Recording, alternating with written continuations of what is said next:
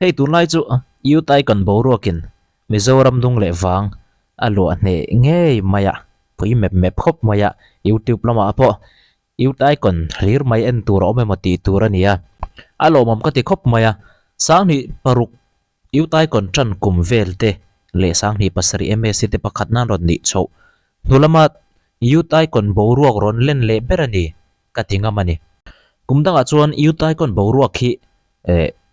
soitop mai la idol bo ruak ain alian lo zok fo thina are deuh duk ka ti thina amara chu hei tun kum chu aron rivut vut maya pui vet khop maya react pon tam na ro a tin LPS lampon react film khur takari ek chu an phal ari mela amara chu han react vel kha chu midang tia lo da taila rambosan na promote ne khop maya react ang zong phei chuan eponi se tun tum kan video chuan a be bom ti mai tiang he yu tai kon sang ni som ni pali adang lam na te tin na soisel ngai lai te mai tiang soisel ngai lai nia kalo mu ve te chung te chu kan soi chodo na tin an zai dan chung chang te poniang a thei ang kan soi chodo ni thil mak tak tak le thil danglam tak tak omani kumina hian ei hi top 50 chovel bora result puang lai khami video khania akan phun chiar ve du loka sang ni som ni pali ni to a khovel changkan to je re computer lama te po kan changkan to zia kan sheveka amara chu LPS in hei yu tai konan bo sena result puan na stage an do kan a hei chu in khol te lem na ang ka dikhop mai helai big tak hi chu izun judge lam en taila Andrew Rosie le Victor aten nia Andrew hi ani de umaya icon masa judge ni lo chu Andrew kan thia gospel singer zai thiam tak mai mi pa gospel singer kan nei that berte zinga me nia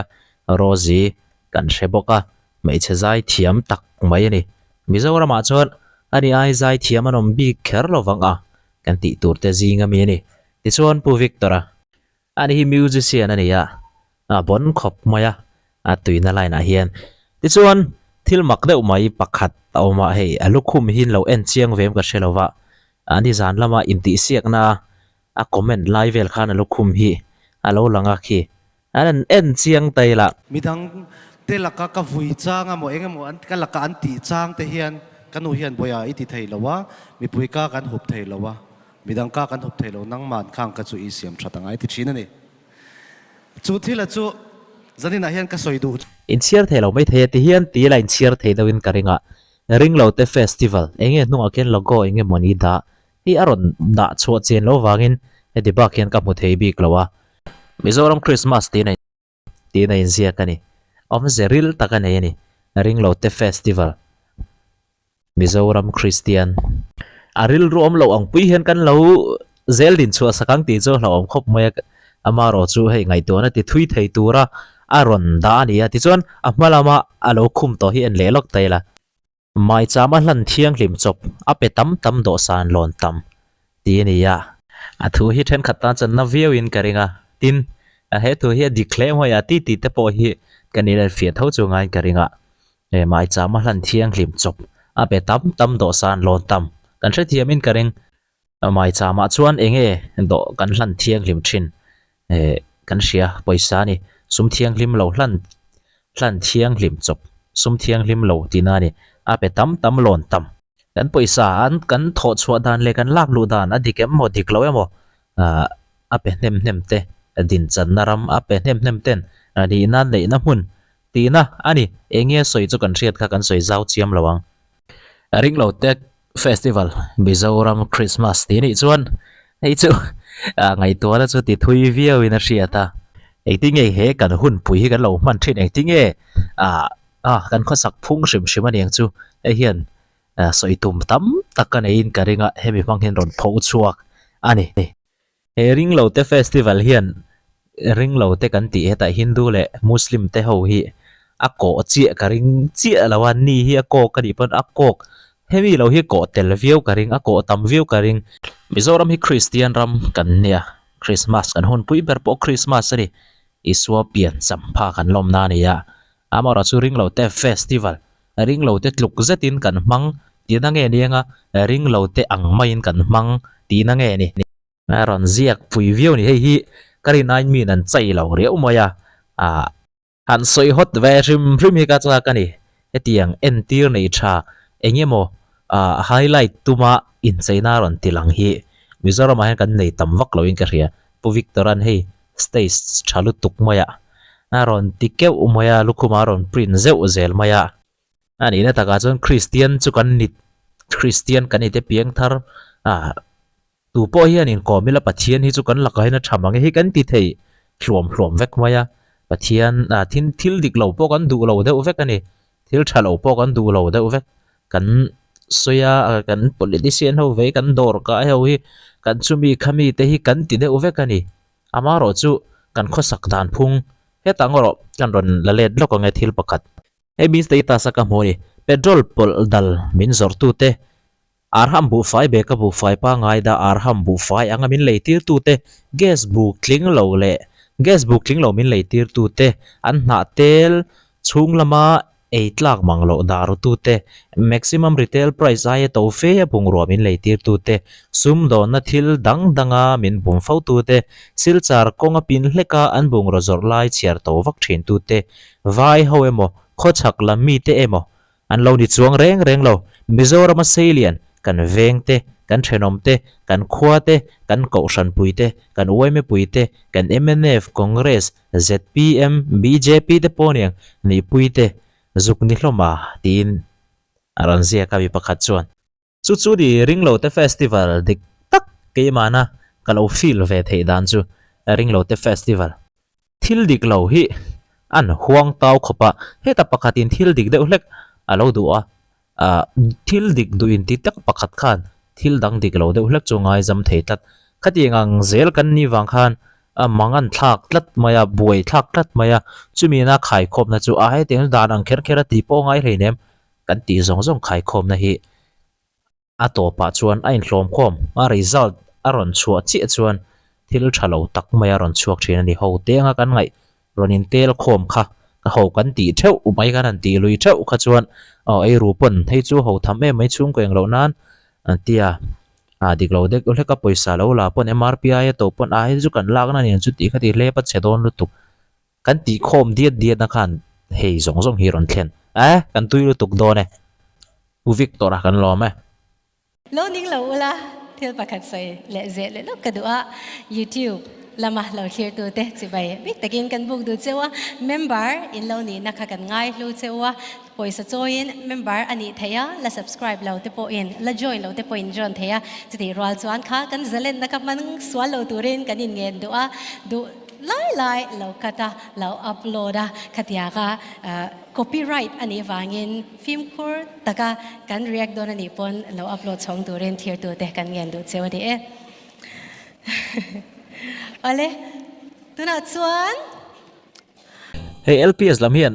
ma feli hlon do an sorry mal khop maya an program host tur hian mani loka comedian search a host to a zai khop maya ni hi a thlu ka tha ka tia a mu no ma chevel te po mu no ma ama po a mu nom view thina mi tam tak te mi ti tlai tu wa ni pakhat ani amara chu ania hanin soisel vak thei chu ani lawanga in soisel na lam ni lo ta se in thla rung deuh chunga kan soi du pakhat chu hei boruak kan ron hot chawa ama o hi eta shoka tanga ron ri chuak chi te hi ni rewa moi viewa ama ro chu boruak hot le enge modewan ron in pam chho hian a ri chil che zel maya ngai thak le hriat hi har deuh thinem o kati mai thina jat su kan ni hau olawa ama ro chu beng tit lo tina ve thelai tur om chi kan lo jat san or wa jat te dan komena tiang khan ti ve la wang khan an soitel ve shim tu ni tu tu chu soi tong khan fak sel na lampang fak na le sel na a theyang ang enge mo be bom kan ti don ka ti to kha hei tun tum icon hi boruwa ka lian ka ti kha kum tang ain icon bi ka chon boruwa ka lian fe maya atira tang to in jela ro sang are fu chia nga te mo le mi dang te aron ri hat tlom maya mi status ate mutura tam khop maya tin hei top 18 ti siak na chawatang sang liana aron in vorzual le ple maya aron cheturu ham khop maya ni hi ti melody la nang lo chuan ti aron tho fu hle maya hei hi thun trum idol zai ka en to zinga zai perfect berle du thu sam khopa zai wang mai ka hriat om chun lanin ka hria keima bi ka chuan angai inom ka ti vong khop mai min pom puem chu ka hrelawa amara chu ka benga chuan lalon sanga ron khum tlatani hemi la bi ka kher chuan ôi run lên ngài mi đón về la ti chuan mi tam takin an star ron a tir te tangan a chil ron jela ro sanga tuidam lapang ve thung khanin he hla hi ron sa ni tin ni ka rui thuyền che imit meng moi ka lam hoya ilo le na piang hiane phana lung i dum zo nge chung kwa nu le i pok yani awan pu hialang che ito na chui thang phana lu hei hi lungrun zet mai da ran sa hei hi he hla she to chuan he hla lo she to thin chuan David Darlong hi mit thla lo lan photo thin karing ani hian thalu tuk mai in heta sanglira kan soi anga thatop kho ka ron sa chuak to kha nia jela ro sang hi hei nutling lam le andora senior lam ti te ang tang moi lo ni lo se o atam beran chu an star ron khop maya atlana khop mai ni lama hian pui chau ber khop mai bo ro hin zo long ti hlawm khop hian a star tu le tianga ngai sang tu an nga chawa nga event tu nga chawa alo mom vieu ni Ông ti buai tu cho tôi nín ruộng mây ya ni tin nín cả rúi thuyền che imit men ngồi cả lắm hồi ya i lâu lên nó piang ya ne pha lung i dum zo nghe hi David hian a sa perfect khawa idol contest lai mi khania hei po hi social bo khopa sa ka benga kalo ngai thak da ni ti chuan a pia sang rian a hla kha David tho hian a sa a tha zual award ta toite ngai thlale tiang lệ mơ cái này ta lô nắng lô và lên gió cái xuống xì lô khang te ka ti ngai nom tu ta na karon da tel mai ni a thil pakhat chhoi ka du do na wangin awlok tak win milo ngai thak sakol hei tlang dawin kan soinga kumin icon hi ngai ven lo thei loin YouTube kan nen na sa tuna tun lai a chuan react ani na sa a tin a hit lai ti tele a zai thazwal ti te en lo thei loin a lo omani chuwang chuan 2 point kan ngai ven deuh fer furin karinga en phalo kan ti thin te thingtlang ami zong pon kan en phavek to sia chuwangin tun kum icon z chu icon om to zong a sang ni paruk te kha chu na kan te khin ngam lo hial mai the ama ro chu khang nen bo ruak khuang khata aron om nin ka ria ama ro chu icon anan tran phatan han ti chowa mi puya po ni thowa judge te po ni thowa